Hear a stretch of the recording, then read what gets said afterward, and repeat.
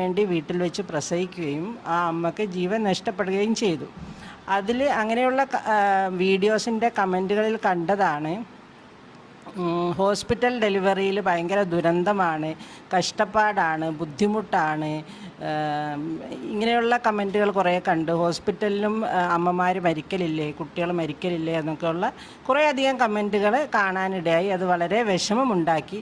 അപ്പോൾ ഞാൻ എൻ്റെ ഒരു പേഷ്യൻ്റാണ്. ഞാൻ ടീച്ചറോട് ചോദിക്കുന്നത്, ശരിക്ക് ഹോസ്പിറ്റൽ ഡെലിവറി ആണോ നിങ്ങൾ പ്രിഫർ ചെയ്യുക, അല്ല ഹോം ഡെലിവറി ആണോ എന്നാണ് ഞാൻ ചോദിക്കുന്നത് ടീച്ചറോട്.